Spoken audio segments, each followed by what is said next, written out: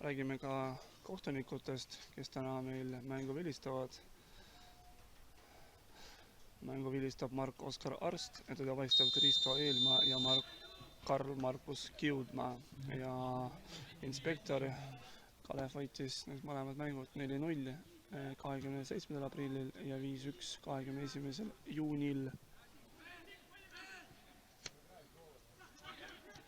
Nii, Mihhailov saab juba Senderdus ja Kalev asub seda kohtumist juhtima, väga hästi mängitud Kalevi poolt.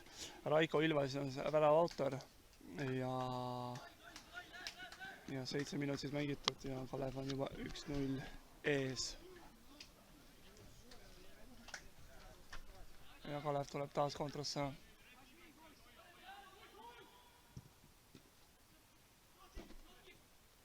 Sikk, pealelöök. Nii, suluseis ka. Värav ei loe, kuna seal oli suluseis. Tegelikult, jah. Kalesikov läheb pika aia, teeb üks Tiias. Ohtlik, pealelöök, väga hea pealelöök, aga midagi selle võrrast. Ja tuleb kontrasse ka veel. Tuleb kontrasse ja see sööt ei olnud päris õige. Nii, Kalev tuleb, Senderdus, pealelööks oli tegelikult. Oi, käärid ka. Ei suuda mängida ja Kalev tuleb kontrasse.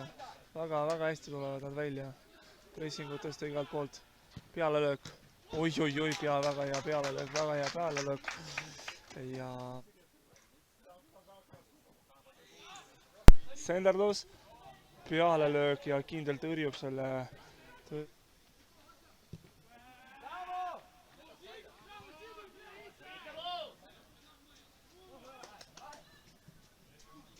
Pealelöök. Oi, posti ka, siit tuli posti ka, aga vahest on see karistuslöök. Kas tuleb pealelöök? Tuleb pealelöök. Väga hea pealelöök tuleb ja värav ka. Ja Ilves lööb oma teise värava ja seis on 2-0 Kalevi kasuks.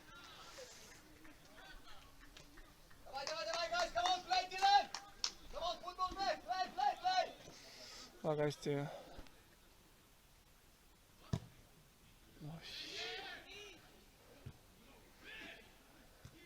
Oi, käärid Johanne Lillemese poolt. Nii, ja Kalju saab tulla. Tiias.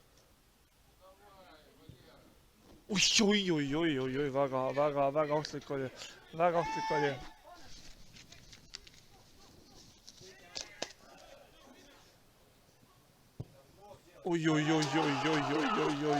Oi, siit on kolmas ka. Siit tuli kolmas. Kolmas tuli ka Kalevi poolt. Siin on vist juba kõik selge.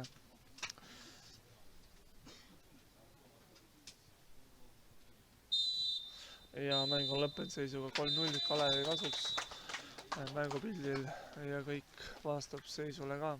Nii et Kalev tegi väga hea mängu ja Kalju noored on taas 5 kaotust järjest minu meelest. Nii et näeme järgmine kord, tänud.